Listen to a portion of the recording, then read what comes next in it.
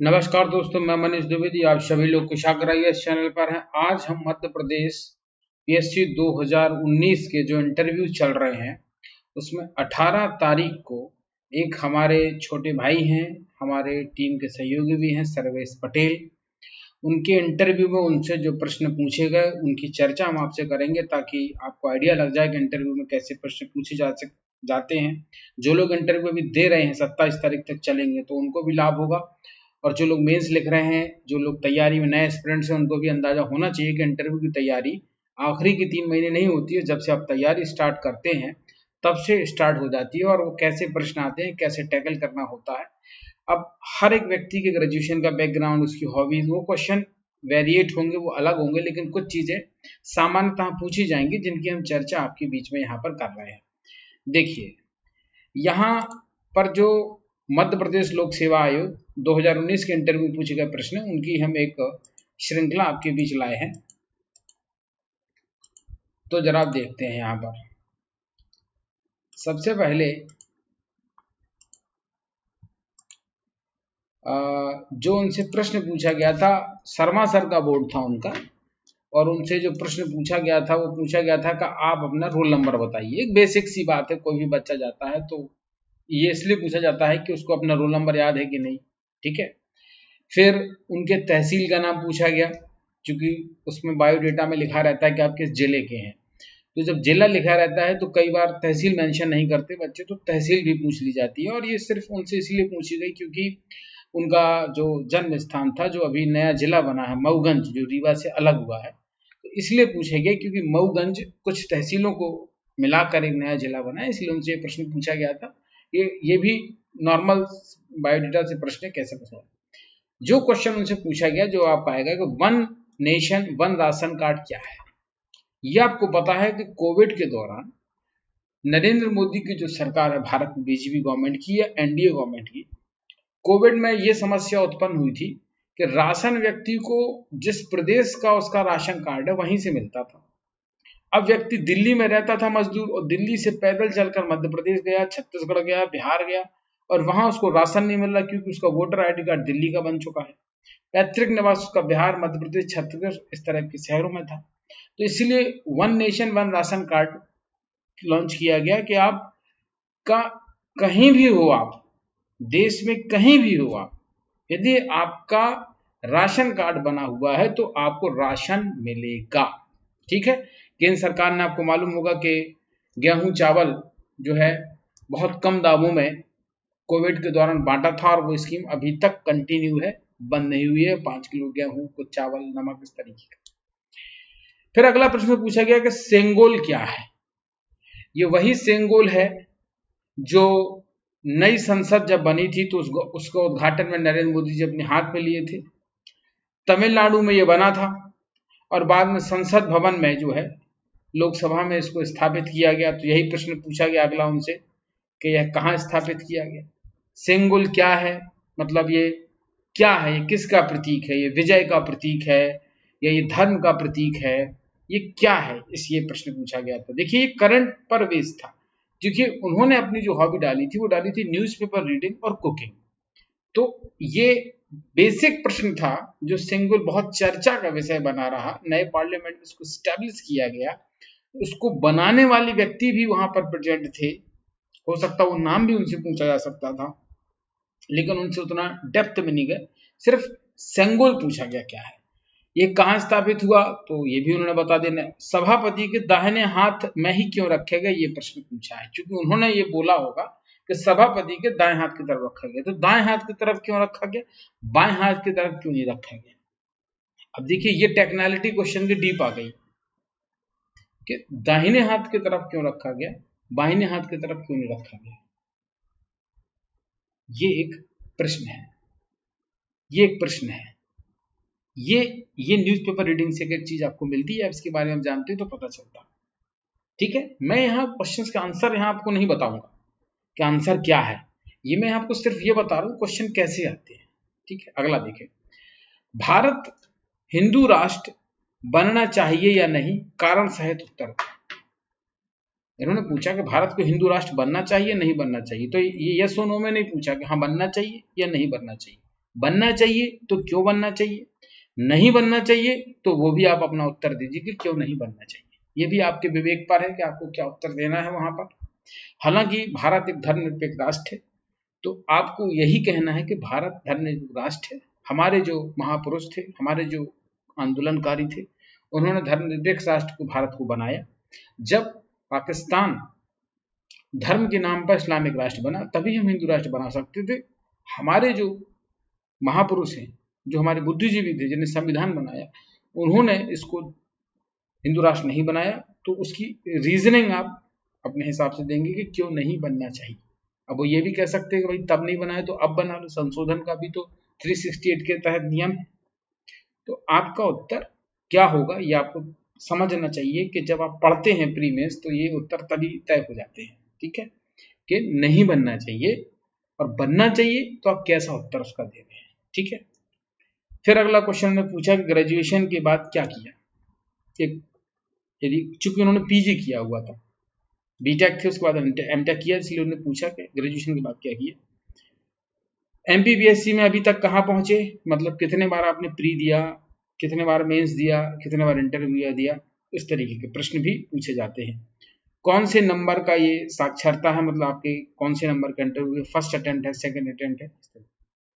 पिताजी क्या करते हैं, पिताजी का प्रोफेशन पूछा गया। आप पिताजी का सहयोग कैसे करते हैं, कैसे करते हैं उनका सहयोग, क्योंकि पिताजी यदि किसान है तो आप उनका कैसे सहयोग कर रहे हो, मजदूर हैं तो कैसे कर रहे हो, गवर्नमेंट एम्प्लॉय है तो वो ज़रूरत ही नहीं है क्योंकि उनको वेतन मिल रही है। अब यदि वो रिटायर हो गए हैं और पेंशन पर आ गए हैं वो, तो फिर उनका आप कैसे सहयोग कर रहे हैं, क्योंकि बुजुर्ग हो चुके हैं फिजिकली, अब उनके अंदर कुछ चीज़ें जो है समस्याएं होती ही है, क्योंकि जब आदमी 60-62 रिटायर्ड होता है तो उस तरीके का उनसे कुछ प्रश्न पूछा गया होगा कि पिताजी क्या करते हैं, तो फिर उनका कैसे सहयोग कर रहे हैं।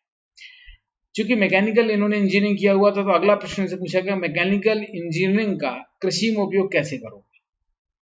जैसे किसी ने सिविल से किया तो उससे रिलेटेड प्रश्न बन सकता है, कंप्यूटर साइंस से किया, इलेक्ट्रॉनिक्स से किया, इलेक्ट्रिकल से किया, केमिकल इंजीनियरिंग से किया, तो मैकेनिकल इंजीनियरिंग का कृषि में कैसे उपयोग हो सकता है। तो वो उत्तर भी आपको मालूम है कि जैसे ट्रैक्टर है, हार्वेस्टर है,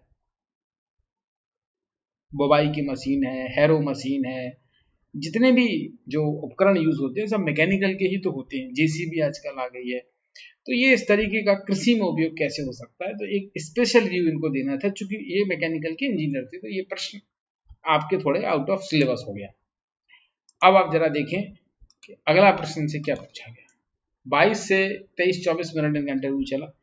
इंजीनियरिंग के दौरान प्रैक्टिकल हुए कि नहीं हुए, ये ग्रेजुएशन रिलेटेड बात इन्होंने की गई कि भाई आपको प्रैक्टिकल्स कराए गए कि थ्योरी करके सिर्फ आपने डिग्री की है।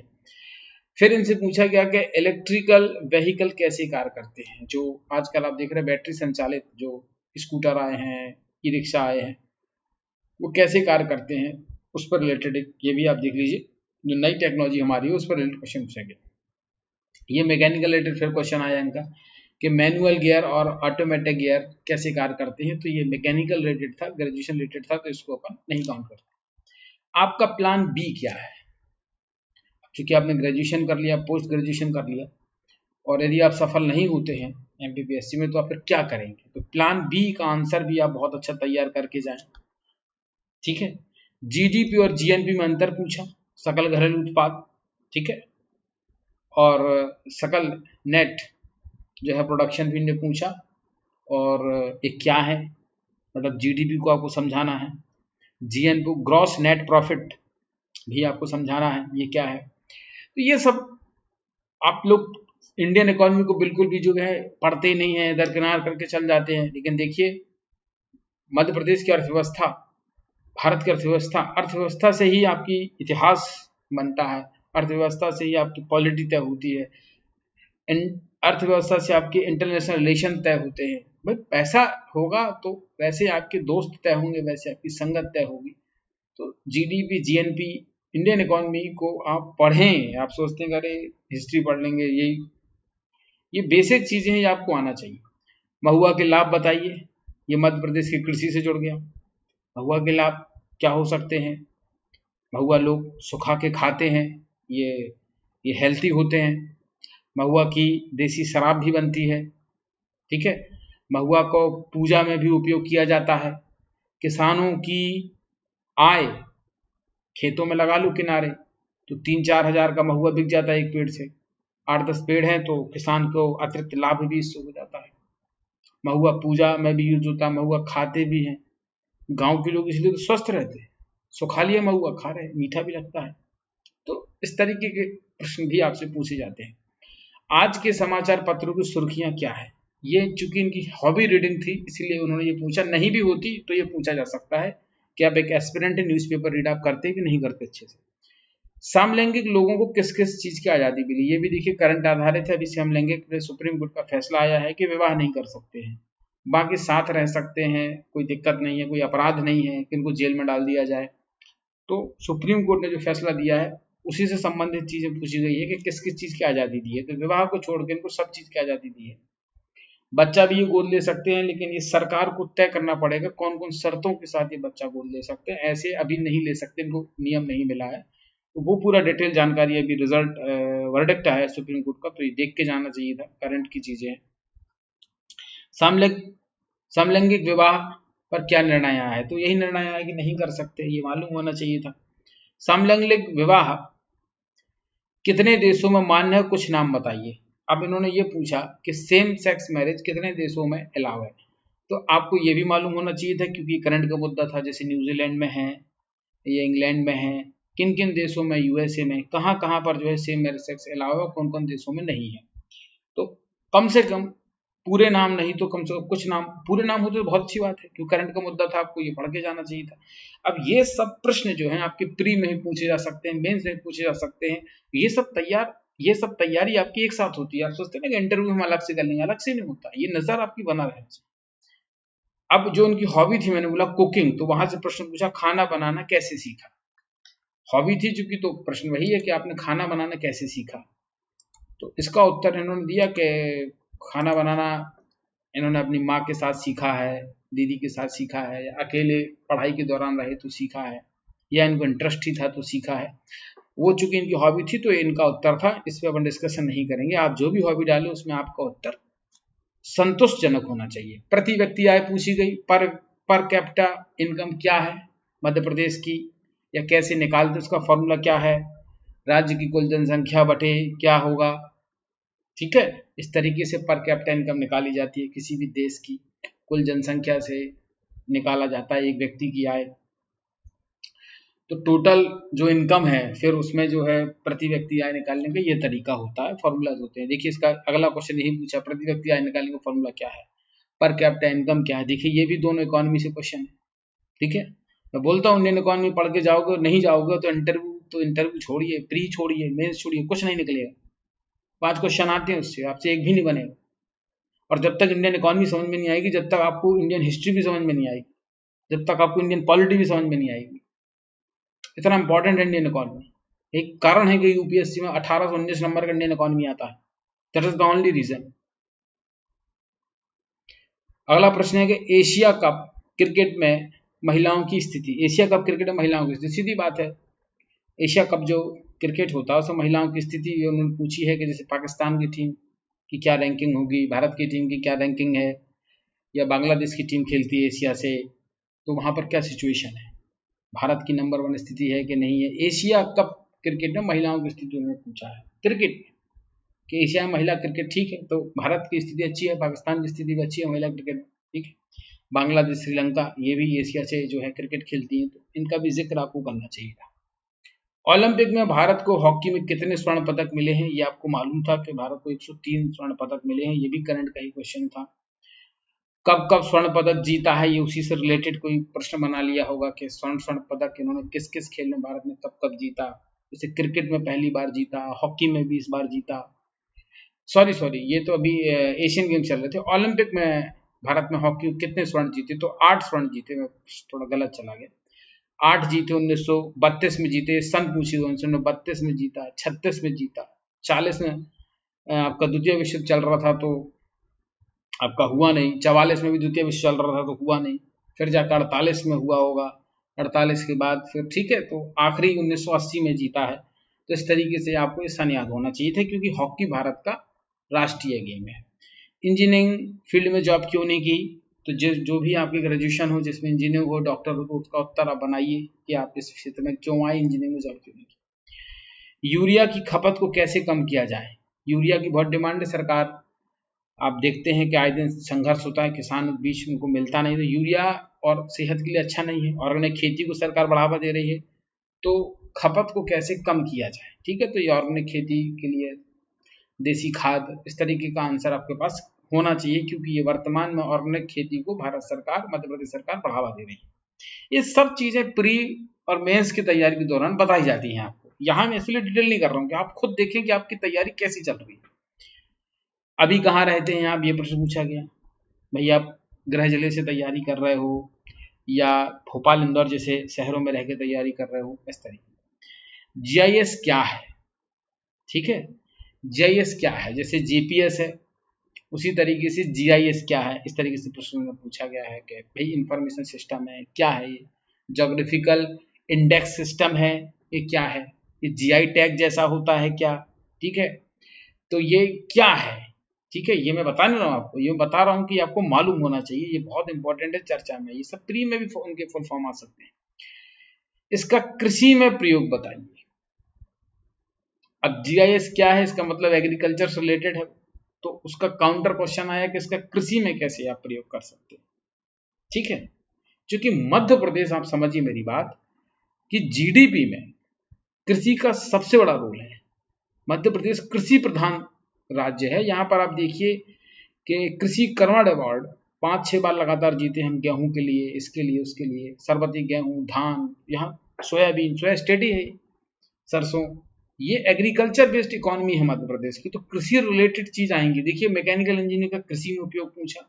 जीआईएस आप जानते हैं एग्रीकल्चर रिलेटेड है, तो उसका भी कृषि में प्रयोग पूछा है। इसीलिए per capita income Madhya Pradesh की पूछी, उसका फॉर्मूला पूछा, क्योंकि कृषि बेस्ड इकोनॉमी है, तो यहाँ के लोगों की आर्थिक स्थिति कैसे सुधरे, किसानों की लाभ को कैसे हो, तो थोड़ा सा प्रदेश को लेके भी क्वेश्चन फॉर्म होते हैं। नेक्स्ट क्वेश्चन देखें, हल्दी की क्या विशेषता है? अब देखिए, नरेंद्र मोदी ने भी अभी एक हल्दी बोर्ड स्थापित करने की स्थापना की है, जो आंध्र प्रदेश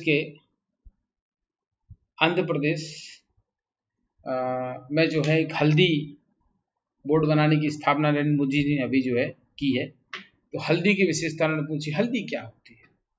हल्दी एक आयुर्वेदिक में दवा के तौर पे यूज होती है, हेल्दी होती है। हल्दी में दूध डाल के लोग पीते हैं, चोट लग जाए तो हल्दी चूना लोग लगा लेते हैं। ठीक है, तो हल्दी की इसलिए विशेषता पूछी गई है कि हल्दी को क्यों प्रमोट किया। हमारे मध्य प्रदेश में भी हल्दी की खेती होती है, तो ये प्रश्न पूछ सकते थे कि हल्दी के लिए क्या टेम्परेचर चाहिए। कहाँ अभी नया बोर्ड जो है पेरम्बदूर में बनाया है, आंध्र प्रदेश की किस जगह पर बनाया है, ठीक है, तेलंगाना है बनाया है। ये करंट की चीजें हैं, हालांकि वो पूछा नहीं उन्होंने, मैं बता रहा हूँ इस तरीके के प्रश्न पूछ सकते हैं। ड्रोन का कृषि में प्रयोग पूछा, बताइए आप। ड्रोन का प्रयोग सिर्फ शादियों में फोटोग्राफी के लिए नहीं होता, एक्टर्स फिल्म की शूटिंग में नहीं करते। ड्रोन का कृषि में यूज चाहिए। मैंने क्या बोला, आप कृषि प्रधान देश है, तो शादियों में ड्रोन का यूज नहीं पूछा जाएगा आपसे, फिल्म इंडस्ट्री में ड्रोन का प्रयोग नहीं पूछा जाएगा। आप बॉर्डर स्टेट नहीं है कि डिफेंस में आपसे ड्रोन का उपयोग पूछा जाए। आप कृषि प्रधान देश है, आपको कृषि में प्रयोग पूछा जाएगा। कृषि प्रधान प्रदेश है मध्य प्रदेश, इससे दवा का छिड़काव किया जा सकता है, खाद, दवा, कीटनाशक का छिड़काव किया जा सकता है। सबसे महत्वपूर्ण यही है, इससे जो मशीन से छिड़कते हैं, इससे बहुत जल्दी हो जाएगा। ठीक है, पेटेंट क्या है? पेटेंट हम ले लेते हैं, भैया इस चीज का पेटेंट मध्य प्रदेश के पास है। किसी भी चीज जो स्पेशल हमारे यहाँ बनती है, उस चीज का हम पेटेंट ले लेते हैं। अब वो चीज कहीं और नहीं बन सकती, बनेगी भी तो हमारे नाम से बिकेगी। तो पेटेंट क्या है, कॉपीराइट कंटेंट क्या है, ये सब आपको मालूम होना चाहिए। ये आपके सेकंड पेपर के सेकंड पार्ट में चीजें मिल जाती हैं। ये बहुत बेसिक चीजें हैं। औद्योगिक डिजाइन क्या है? कड़कनाथ क्या है? मुर्गा है, इसकी भी आप देखिए हमारे पास जीआई टैग है। कार्बन क्रेडिट क्या है? कार्बन क्रेडिट जो गरीब देश हैं वो उतना उद्योग धंधे ही नहीं, उनके पास इंडस्ट्रियलाइजेशन ही नहीं है कि उतना कार्बन उत्सर्जित करें, तो बड़े देशों को बेच देते हैं। बड़े देश के पास इंडस्ट्रियलाइजेशन है, विकसित है वो, तो उनको उतना वो कार्बन अब क्रेडिट अब नीचे नहीं गिरा पा रहा। तो जो जिनके पास बैलेंस बच जाती है, हर देश को खर्च करने का अधिकार बराबर बराबर दिया गया है, जो कम विकसित देश उनको ज्यादा दिया गया है, विकसित देशों को कम दिया गया है। और ये पूरा कार्बन क्रेडिट का कॉन्सेप्ट आपको पढ़ना चाहिए। ये क्वेश्चन तो कम से कम हर बार रिपीट हुआ है। स्टार्टअप योजना क्या है वो बताते हैं आप। मिलेट्स के नाम बताइए, ज्वार, बाजरा, मिलेट्स वर्ष मनाया गया, मिलेट्स को प्रधानमंत्री जी ने कितना प्रमोट किया। तो आप देखिए कितना करंट बेस्ड क्वेश्चन था, आपकी ग्रेजुएशन बेस्ड क्वेश्चन था। तो इस इंटरव्यू में 2-4 चीजें बेसिक है जो आपको तैयार करना है हमेशा, कि करंट में जितने भी भारत सरकार और मध्य प्रदेश सरकार योजना चलाती है वो आपको मुंह पे याद होना चाहिए, टिप पे याद होना चाहिए, सभी योजनाएं आपको याद होना चाहिए। स्पोर्ट्स जो भी करंट में चले हों वो आपको ठीक से याद होना चाहिए। न्यूज़पेपर रीडिंग आपकी बहुत अच्छी होना चाहिए। बाकी जो आप हॉबी डालें उसके ठीक से उत्तर होना चाहिए। बाकी और कुछ ऐसे आपसे नहीं अजीब पूछा जाता कि आप डर जाते हो, कितना प्रेशराइज हो जाते हो। लेकिन इंटरव्यू की तैयारी मैंने बोला कि प्री और मेंस का जब कंबाइंड बैच के साथ ही होती है, पहले दिन से ही शुरू हो जाती है, वो ऐसे नहीं कि बाद में आप सीखेंगे। ठीक है, तो अगली वीडियो में अगले किसी टॉपिक के साथ, तब तक के लिए नमस्कार, धन्यवाद।